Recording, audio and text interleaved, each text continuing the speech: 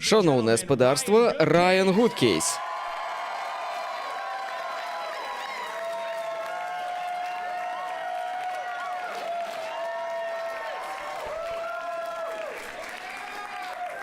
Дякую. Жартаваць будзем, так? У мяне тут нядаўна свята адбылося. Урэшце рэшт, у першы раз у сваім жыцці я купіў неўжываны матрац. Дзякуй. Вялікі матрац такі, king size. Гэта крута, ведаеце, бо нарэшце я маю дастаткова месца, каб заснуць побач са сваёй падушкай.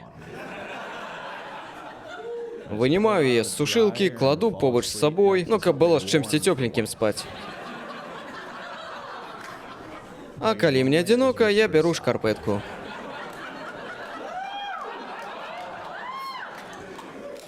Я адзін ужо некалькі гадоў, і гэтаму ёсць шмат тлумачэнняў, але мне далі сёння толькі 45 хвілін.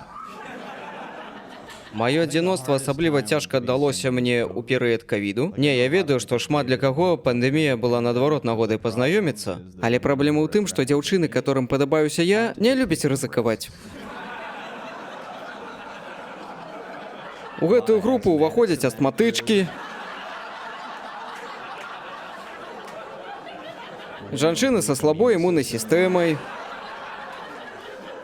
альбо жалезнымі лёгкімі. Тому я пачаў знаёміцца онлайн. Хтосьці з вас знаёміцца онлайн? Ну і навошта вы мне хлусіце? Мае стендапы вабяць самых сціплых, я зразумеў. Не умею я перапісвацца, ведаеце? Не умею я ў флірт з сексуальным падтэкстам. Аднойчы я напісаў дзяўчыне: «Як ты?» у 12 ночы.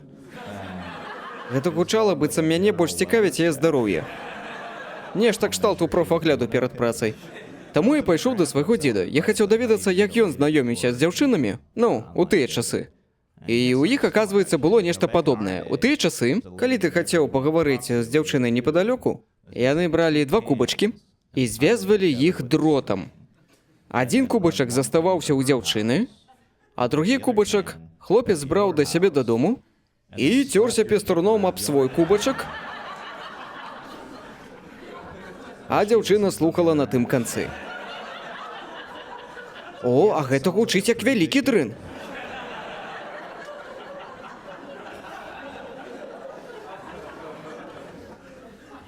Блін, да мяне толькі дайшло, што ў мяне зялёная нагавіца. Не звяртаў на гэта ўвагі, пакуль не выйшаў на сцэну. Можа, выправім потым, а? Увогуле, яны мне пасуюць? Калі так, то ладно. Не хачу выглядаць як чувак на раство. Гэта апошняе, чаго мне хацелася б, выглядаць як чувакі на раство. Выправім потым на постпрадакшне, окей? Альбо ты, дай мне свае нагавіцы, а? Не, твоя таксама нейкія зялёныя, я хачу як у суседа. Ладно, ладно. Так, давайте цяпер шчыра, хто знаёміцца онлайн? Вы мусіце знаёміцца. Што, не? Ужо здаліся? Так, мне хапіла. Ясна. Але вы знаёміліся? Так. Ці задумваліся вы, што вы свайпалі мёртвых людзей? Ніколі не задаваліся пытаннем? Ніхто не выдаляе твой аккаунт, калі ты паміраеш. Хіба не? Ніхто не возьме ваш тэлефон пасля пахаванняў і такі ўвесь у слязах: «О, яна сапраўды любіла хадзіць у горы». Такога не будзе.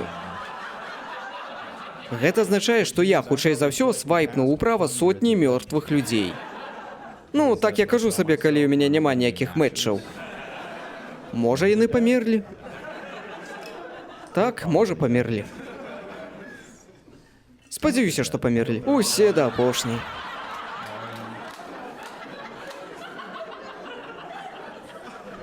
Мой профіль даволі сціплы. Усе мае фоткі ад плячэй і вышэй.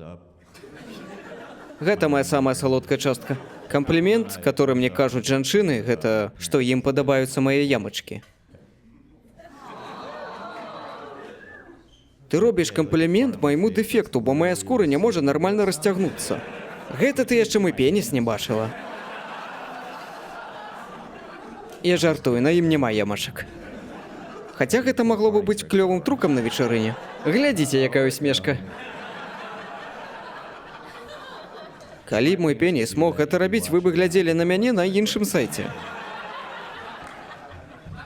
Падвал падворшай для гэтых мэтаў цудоўна пасуе. Як уласна і для маіх стендапаў. Аднойчы мне напісала адна лэдзі. Ёй было цікава, якое ў мяне цела. Ну, разумееце, бо яна бачыла толькі маю галаву. І наказала, ёй падабаюцца татачкі. І яна спытала, ці падобныя да дарослага дзядзькі. Я адказаў, ну, калі твой бацька нарадзіў цябе ў 14? Бо калі так, то так, я падобны да бацькі. А ці хварэе твой бацька на скаліоз? Што, ўжо льецца? Ды выплёвай нахрен, мужик. Ну-ка, прыблізьце, запомнім яго твар. Так, я маю скаліоз. Вам збоку гэта асабліва бачна. Што тут, таксама нехта крывы? Давай, мы з табой. Скаліознікі маюць адзін вялікі плюс. Іх спіна выгнутая вось так, і ім вельмі зручна кагосьці абдымаць. Дамы, на хвілінку. Мы, скаліознікі, здольны абняць вас і адначасова зазіраць у вочы, ну... Хто яшчэ здольны на такія інтымныя рэчы? У мяне нікчэмнае цела. Я крыху хвалююся, бо нават калі ў мяне і з'явяцца стасункі, я магу тэарэтычна патрапіць у сітуацыю, калі мне прыйдзецца абараняць гонар сваёй дзяўчыны. Разумееце, як джентльмен абараняць гонар сваёй лэдзі. Таму я вырашыў знаёміцца з дзяўчынамі без гонару. Таму, калі да мяне падыдзе мужик і скажа «Твая баба пляшывая шлёндра», я адкажу «Спадар, ваша рацыя». Я, ведаеце, з вамі цалкам згодны. Але я працую над сабой, над сваім целам, таму я запісаўся на бокс. Што, не верыце? Я бачу сумнеў у вашых вачах. Так, хаджу на бокс. Ведаеце, я нават не ўяўляў, колькі ўва мне прыхаванай агрэсіі. Вядома, пакуль я не пайшоў на бокс. Хаця людзі мне заўсёды казалі, што я маю вайбы школьнага стрэлка. Адразу скажу, не дзеля гэтага я хаджу ў залю. Мяркую, у мяне проста ад прыроды крыху калумбіяны ў крыві.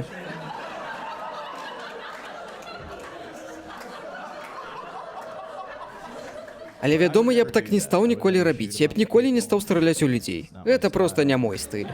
Ёсць адна ідэйка. З таго часу, як я пачаў хадзіць на бокс, калі б я меў магчымасць ударыць вялікую колькасць людзей запар, мяне бы паказалі ў навінах. Але як першага масавага лупцавальніка. Не ведаю дакладна, колькі трэба адлупіць. Можа 50, можа 60. Дарэчы, колькі вас тут сёння? Дарэчы, я не кажу пра аніякія накаўты. Я хутчэй пра лупануць і бегчы. Таксама кардыё, разумееце? Калі вы думаеце, што мне ўсё роўна змогуць надаваць гузоў, то маеце абсалютную рацыю. Менавіта таму я буду гэта рабіць усё роўна ў школах.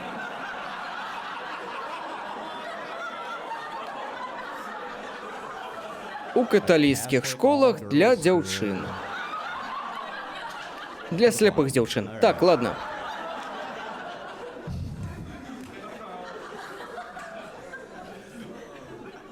Так, ладно, ведаеце, я ўсё роўна буду знаёміцца онлайн, бо спатканні ўжывую мне не дужа добра ўдаюцца. З жывымі людзьмі. Неяк я пайшоў у начны клуб, каб пазнаёміцца з дзяўчынай, і гэта было прыкладна так. Я танцаваў, танцую, кайфую, гляджу на дзяўчын, правяраю тым самым, ці хочуць яны патанцаваць са мной. Яны не хацелі, але гэта не важна.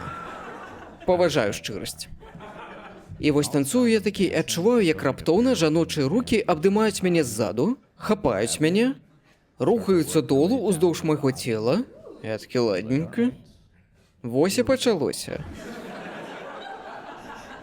Я абярнуўся паглядзець на гэтую даму, і я пабачыў, што гэтая жанчына прысела і пачала церціся аб іншага мужика, што стаяў па-за ёй. Яна выкарыстоўвала маё цела як шост для стриптызу.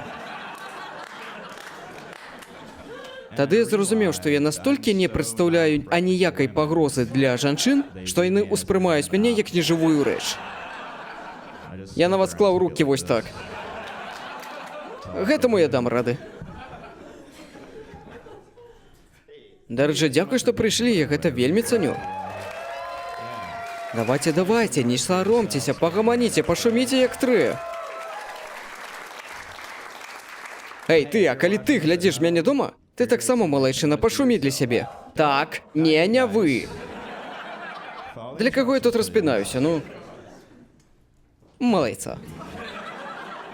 А цяпер для тых, хто мяне слухае падчас заняткаў у спортзале. Дзіўны выбар, вядома, але ладно. Маю для вас одну фішку, бо вы ўсё ж таки прыйшлі на мой спешл, ці хочаце вы паўдзельнічаць у ім. У вас будзе 3 выбары, вам трэба будзе выбраць тэму наступнага жарта. Ясно. Наступны жарт будзе пра сабаку, пра Walmart, альбо пра секс. Walmart. Walmart? Так. Добра, крама дык крама. Глядзі, які добры выбар, яны ўжо смяюцца. Быў я неяк у Walmart'е, займаўся сексам з сабакам.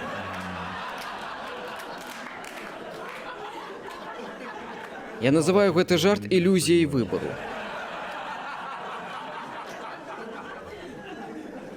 Ладно, вось вам гісторыя пра Walmart. Аднойчы я быў у Walmart'е. Неважна, у которым з іх, я маю свае прычыны гэта не удакладняць, неважна. І мне трэба было там пайсці ў туалет. У туалеце было 2 пісуары. Адзін з пісуараў быў на звычайнай вышыні, ну такі, ведаеце, для дарослых. А другі пісуар стаяў амаль на зямлі. Нешта тыпу для дзяцей такі.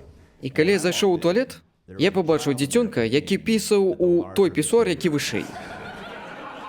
Стаіць, значыць, такі на цыпках і фантаніруе, як са шлангу. Я аказаўся ў вельмі дзіўнай сітуацыі. Я не ведаў, што мне рабіць. Ці трэба мне было прысесці каля маленькага? Альбо падысці да малога проста збоку. І пакуль я стаяў і раздумваў над маімі варыянтамі, у туалет заходзіць яго бацька і кажа: «Чаму ты глядзіш на майго сына?» Пытанне было цалкам рэзонным. Я, вядома, хацеў патлумачыць, што яго сын заняў пісуар для дарослых, а я спакойна чакаю, пакуль ён скончыць, але я сказаў: «У яго вялікі».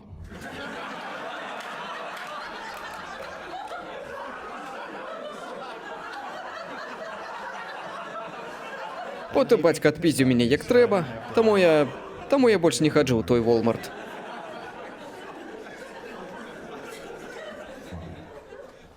Ладно, пераходзім да сур'ёзных рэчаў.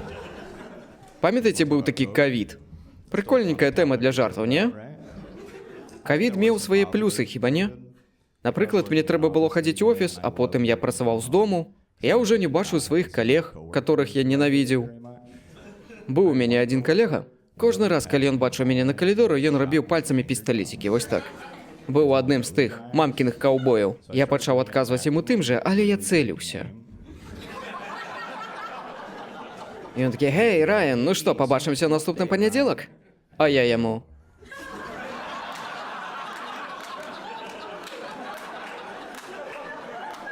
«Толькі калі я не пабачу цябе першым». Больше я там не працую. Самымі дзіўнымі былі 2 першыя тыдні ковіду, калі скончылася ўся туалетная папера. Памятаеце гэта? Быццам праз вірус вы страціце кантроль над сваім кішэчнікам. Мушу прызнацца, я таксама панікаваў. Я закупіўся. Я купляў розныя тавары, але не туалетную паперу. Я хацеў закупіцца тым, што мае сэнс у перыяд ковіду. Я пайшоў у краму і скупіў усе адкрыткі з пажаданнямі здароўя. А потым яшчэ і са спачуваннямі. Я думаў, яны скончацца. Я не той, каб вельмі хацеў імі скарыстацца, але ніхто з маіх знаёмых не захварэў. Таму я проста выціраў сраку адкрыткамі з Walmart'у. 2 месяцы. Калі вы ніколі не бачылі, як знікаюць словы, якія нельга забыць, націсніце кнопачку. Гэта можа змяніць вашыя погляды на жыццё. На перыяд ковіду я застаўся ў Сан-Францыска. Было цяжка. Тут авелі вельмі строгія правілы, якіх трэба было прытрымлівацца. Памятаеце, падчас ковіду рэстараны патрабавалі доказы, што вы не слухалі Джо Рогана ў апошнія 3 дні. Ашалець проста. У нас тут сёння людзі, якія веруць у навуку. Добра. Бо мяне, калі шчыра, ўжо вельмі хвалюе колькасць людзей у гэтай краіне, што адмаўляюць існаванне навукі дзеля сваіх уласных забабонаў. Маю на ўвазе людзей, што веруць у астралогію. Яны знішчаюць нашу краіну. Вы ж разумееце, што ў Юпітэры, які ўплывае на вашае жыццё, столькі ж навукі, колькі і ў мікрачыпах у вакцынах. Інтэлектуальны ўзровень там аднолькавы. Я ведаю, што ніхто яшчэ не памёр праз тое, што ён верыць у астралогію, але гэтыя людзі забілі шмат размоў. Кожны раз, калі моя дзяўчына пытае мяне, а якой гадзіне я нарадзіўся, я пачынаю хацець, каб аніякай. Так, я адзінокі ўжо некалькі гадоў. Гэтаму ёсць шмат прычын, але ў мяне засталося толькі паўгадзіны. У мяне быў, ведаеце, перыяд, калі я кшталту сумаваў па сваёй былой. Ну, ведаеце, калі ўспамінаюцца усялякія дробязі. Яна баялася бактэрый. Яна карысталася чахлом для сідушак туалетаў перад тым, як сесці мне на твар.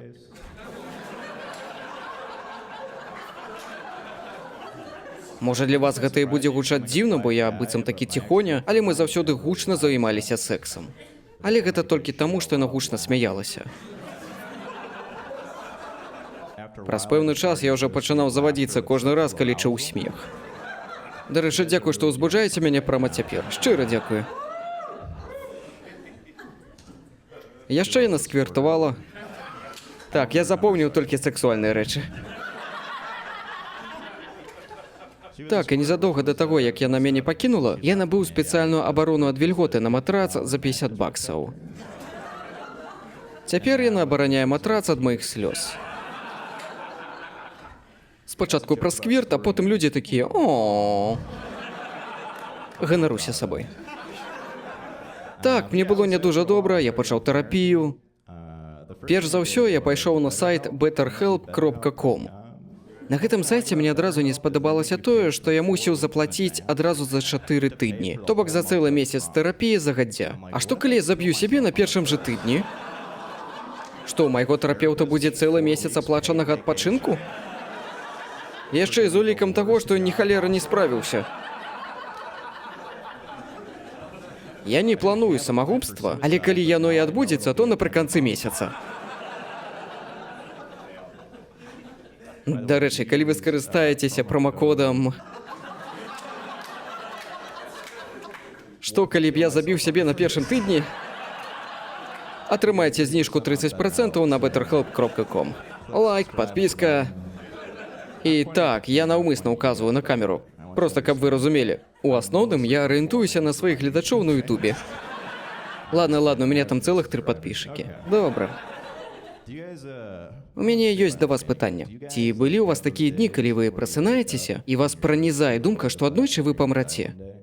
Так. І вы проста пачынаеце думаць пра тое, як усё скончыцца, і вы задаецеся пытаннем, у чым сэнс. Але гэта пытанне непрыемнае, таму вы спрабуеце перастаць думаць пра гэта, але не атрымліваецца, і калі ваш сябар падыходзіць да вас і жартуе, а вы нават не можаце усміхнуцца, таму што цяпер вы толькі і думаеце пра тое, што і сябры таксама аднойчы памруць, як і ўсе, каго вы любілі. І вы такі думаеце, можа пайсці спаць, можа заўтра будзе лепей, але потым вы ляжыце ў ложку, і да вас даходзіць, наколькі сон падобны да смерці. Гэта самае блізкае да смерці з усяго, што мы можам сабе ўявіць. І сапраўды, калі наш час на зямлі такі кароткі, навошта нам марнаваць яго на сон? І чым больш вы думаеце пра гэта, тым больш жыццё пачынае здавацца адной вельмі доўгай падводкай да жарту без канцоўкі.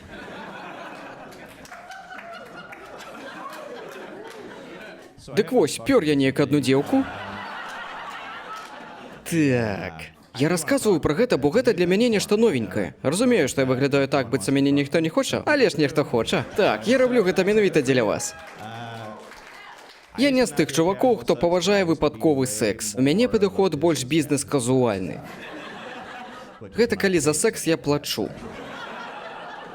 Гэта бізнесовая частка, а казуальная частка ў тым, што я нашу хакі. Мае хакі асаблівыя, з дзірачкай спераду. Я назваў іх хабаток. Калі вам цікава, магу іх прадаць пасля шоу. Таксама у мяне быў некаторы час секс-робот. Людзі пачынаюць бянтэжыцца, калі я пра гэта кажу. Але растэрміноўка яшчэ не скончылася, таму вы сваімі білетамі аплачваеце майго робота. Магу даць пакарыстацца, калі што. У першы ж вечар, калі мне прывезлі гэтага робота, я занёс такі каробку ў спальню, вынуў яго з упакоўкі, паклаў на ложак, і я ніяк не мог дацяміць, як яго ўключыць. Робот дужа рэалістычны. Таму я ўзяў інструкцыю, кніжачку гэтую. І, аказваецца, каб уключыць гэтага сексуальнага робота, трэба ўзбуджаць яго 15 хвілін. Не, ну вы ўявіце, колькі часу трэба змарнаваць. Пакуль яна такая: "Ладно, можаш ужо спыніцца". Ой, яе звычайны голас робота. Ведаеце, як гэта, калі ты задавальняеш сваю партнёрку, а яна кажа табе спыніцца? А што, калі я магу лепей? Ты крыўдзіш мои пачуцці. Ёсць одна важная рэч, пра якую я хочу расказаць. Калі вы збіраецеся заняцца сексам, упэўніцеся, што ваша партнёрка дастаткова заахвочаная, што яна рэальна хоча, у яе дастаткова імпэту. То бок, калі я кажу якой-небудзь дзяўчыне: "Гэй, хочаш заняцца сексам?" І яна кажа: "Так". Я кажу: "А чаму не яшчэ як, сука?" Вот што я маю на ўвазе. Яна кажа: "О, яшчэ як, я не чую цябе".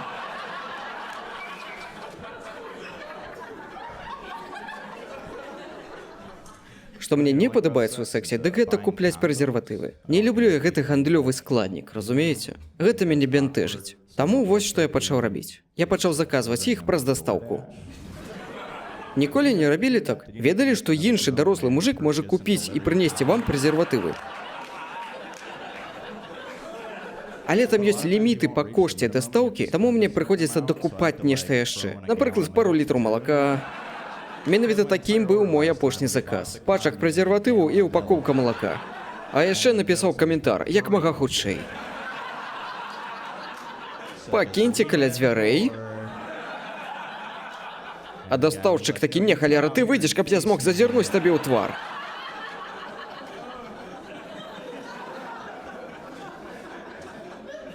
Адной жа дастаўцы нешта пераблыталі, і мне закінулі жаночы прэзерватыў. Ведаеце, што гэта? Прэзерватывы для жанчын. Гэта як звычайны прэзерватыў, толькі выцягнуты і павялічаны.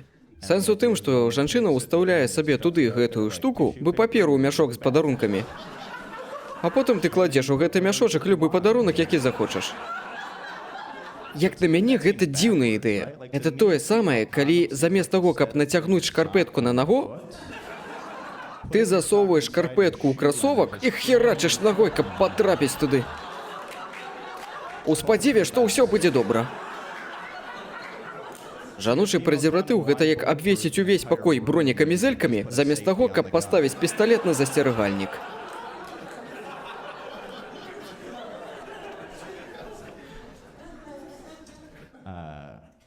Ладно, хопіць пра секс. Паговорым пра мастурбацыю. Я мастурбую, мне не соромна пра гэта казаць. Гэта не нагода для гонару, гэта нешта пасярод. Я рос у каталіцкай сям'і, таму мне казалі, што мастурбацыя — гэта грэх. Кожны раз, калі мне пра гэта паўтаралі, я казаў: "Пакажыце мне, дзе ў правілах так напісана". Просто так я не паверу вашым словам. Я толькі што паглядзеў «Кароль паветра». Таму пакажыце мне, дзе напісана, што сабакі граюць у баскетбол. Яны мне паказалі. Гэта напісана ў старым запавеце. Вельмі важная частка пра Бога.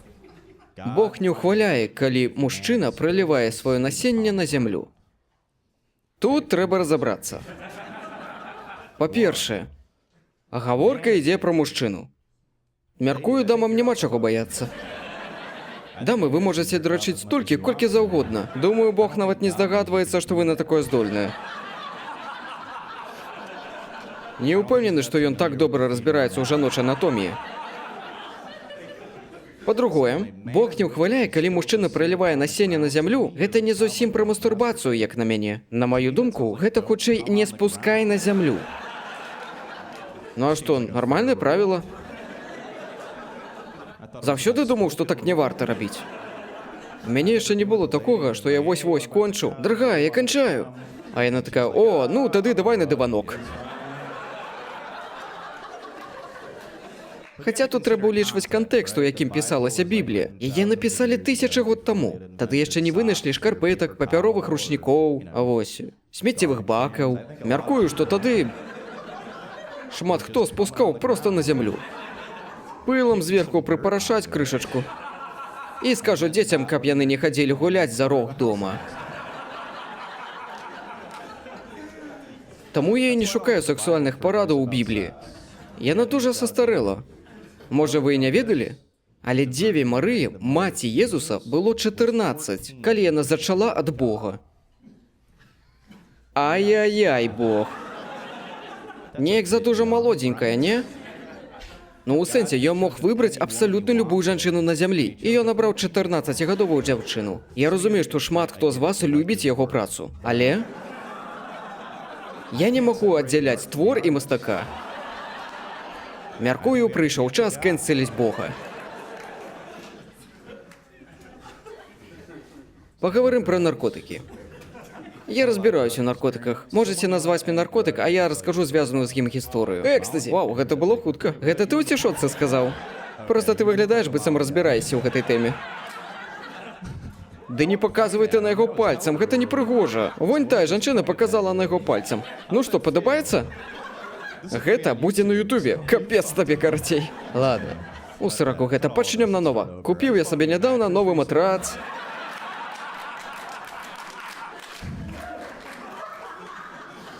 Значыць, мед. Ёсць у мяне гісторыя пра мед.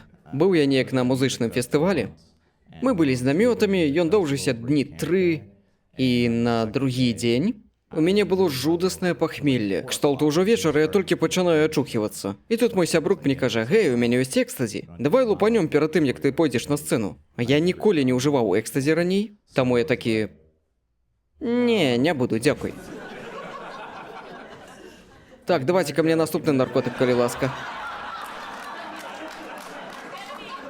Гісторыя ўсё тая ж. Я кажу не рознымі спосабамі. Тая самая гісторыя. Не, вядома, як гэта ўсё расказваю дзеля шоу. У жыцці я вельмі круты чувак. Шмат сексаў, шмат наркотыкаў.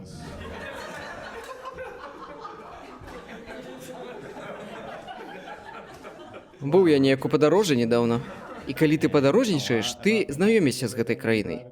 Я паехаў на гару Рашмор, а ніякія фатаграфіі не перадаюць таго, што ты там бачыш. Бо калі ты глядзіш на гару Рашмор, ты разумееш, што гэта самая зладзейская рэч, якую мы калі-небудзь стваралі.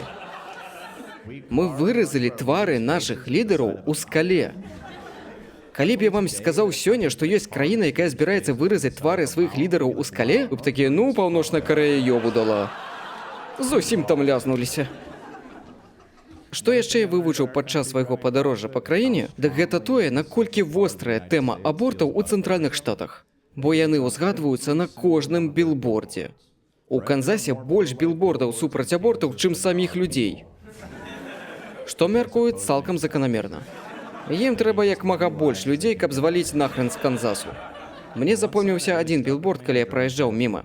Чорна-белая выява твару дзіцёнка і вялікімі літарамі: аборт гэта назаўсёды.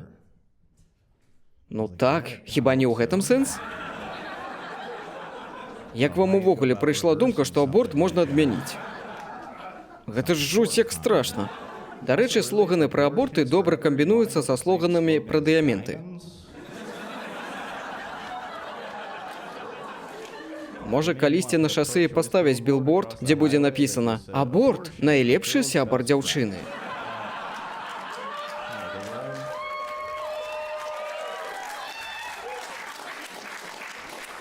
Гэта вельмі бяспечны жарт у Сан-Францыска. Калі вы глядзіце гэта і вы бесіцеся ў сябе ў Канзасе, я разумею, я прымаю гэта. Я разумею, што ёсць людзі, которые вераць, што жыццё пачынаецца пры зачацці. Хаця я гэта не падтрымліваю. І нават калі я не згодны, я ўсё роўна буду паважаць гэтага чалавека. Я проста хачу сказаць, што я думаю, што зародак не лічыцца жывым чалавекам, пакуль ён не разаўе пачуццё гумару.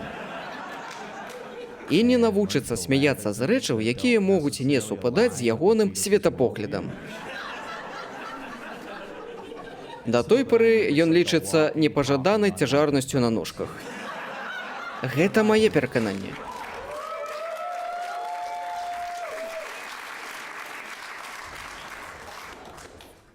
Але... Неяк спякотна, дайце-ка вады хлябну. Ведаеце, я не ўмею добра рыхтавацца да сваіх падарожжаў. Вось вы, спадар у ружовым. Вы, здаецца, адэкватны. Гэта ружовае? Так, ладно, давайте пачнём спачатку.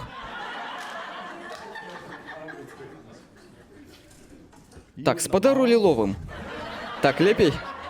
Так, добра. Калі вы плануеце падарожжа на 5 дзён, колькі трусоў вы бераце з сабой? 6.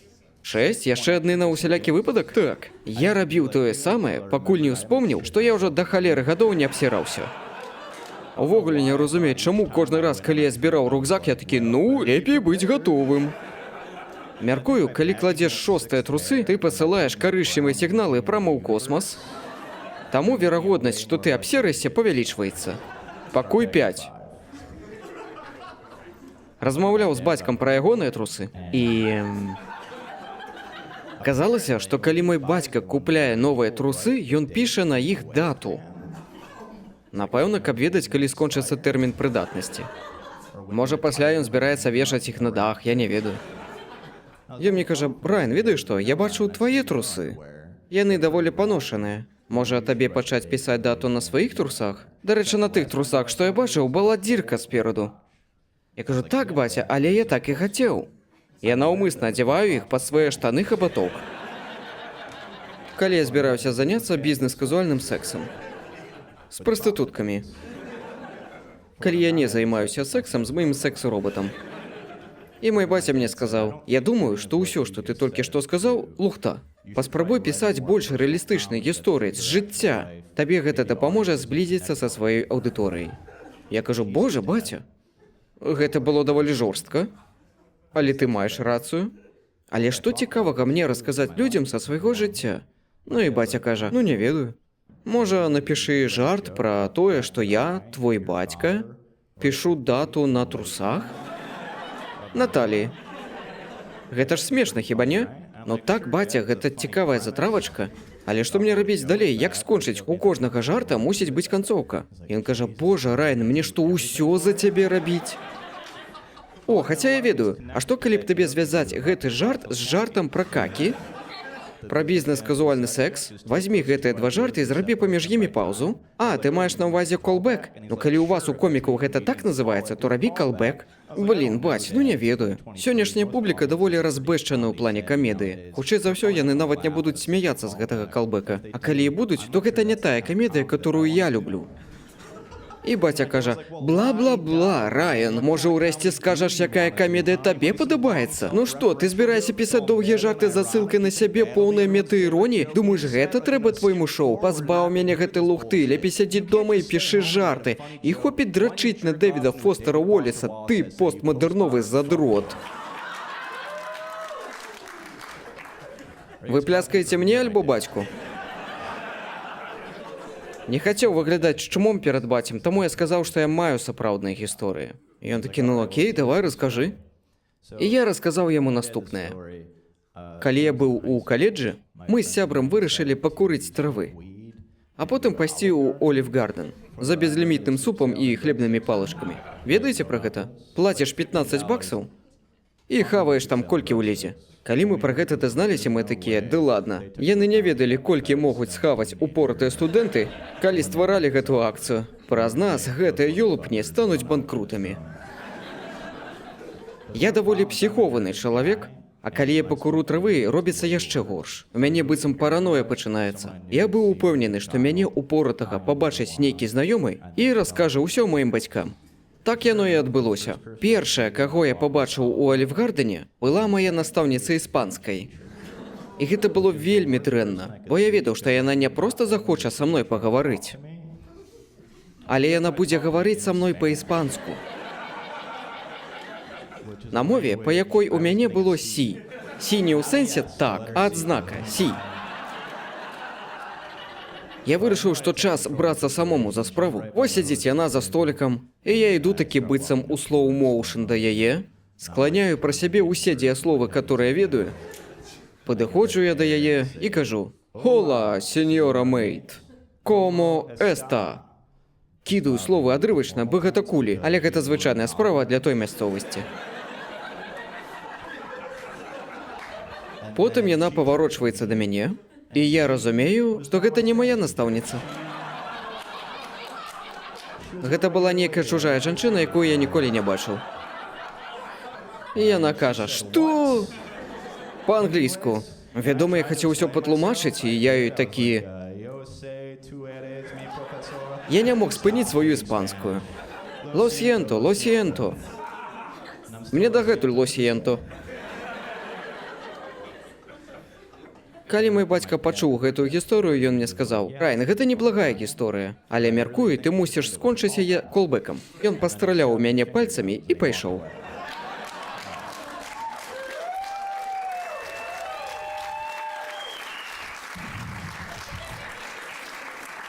Апладысменты кшталту малайчыны, што пастараўся, але не дужа смешна.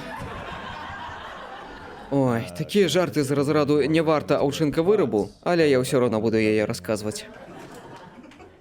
Так, зараз вы пабачыце крыху халтуркі з майго боку. Просто хачу запэўніцца, што я нічога не прапусціў. Прабачце за мою нядбайнасць, гэта не дужа прафесійна. Але, калі гэты спешл стрэльне, то ў наступны раз я буду старацца лепей.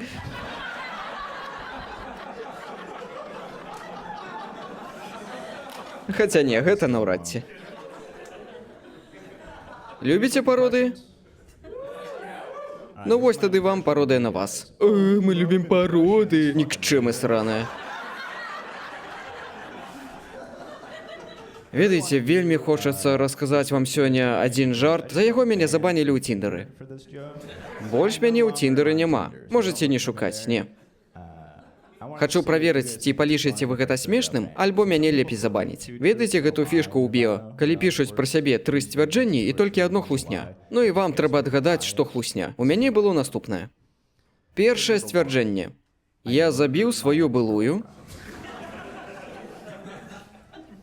Сцвярджэнне другое. Я пахаваў яе цела ў гарах Санта-Крус. Сцвярджэнне трэцяе. Мяне грызе сумленне.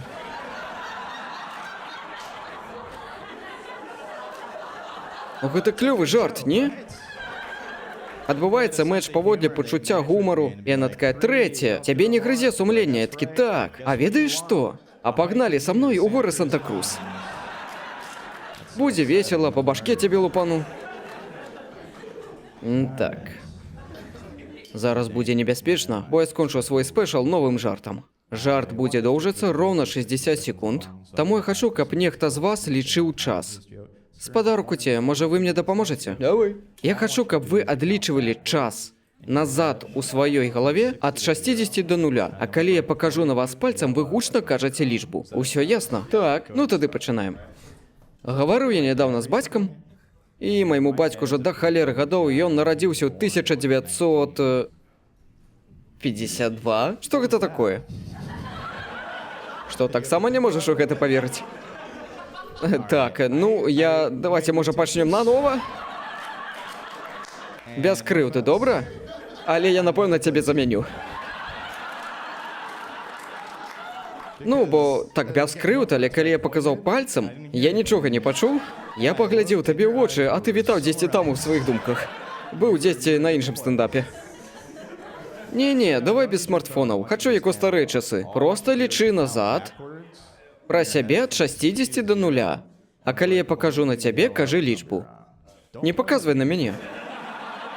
Ты ўжо ўсё пераблытаў. Давай, пагналі. Размаўляў я нядаўна з бацькам, і яму ўжо да халеры гадоў, ён нарадзіўся ў 1954. Я не ўпэўнены, колькі яму зараз гадоў, але яму больш за 50. Вось так вось. Дык вось. Ён, ведаеце, такі чалавек старой закалкі. Я ведаю, як у нас дайшло да гэтага, але ён мяне пытае: «Райан, а колькі дзяўчын у цябе было ў каледжы?» Я кажу: не ведаю, ну, напэўна, 42, што было абсалютнай хлуснёй. Бессаромнай проста. Але я хацеў быць шчырым. І я палічыў усіх жанчын, з которымі спаў за ўсё сваё жыццё. І гэтая лічба бліжэй да 30. Я што, паказваў?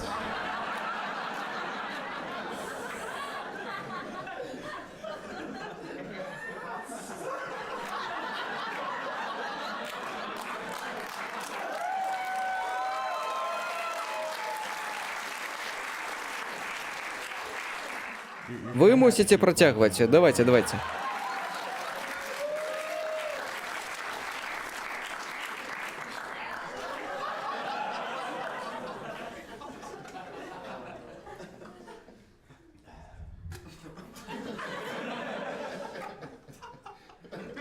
«12. Ды паскорся ты, ды ё-маё ты, ну... Божухна. Ладно, хопіць, спынімся на гэтым. 12 дык 12. Але і над гэтым яшчэ працую. Дагэтуль працую.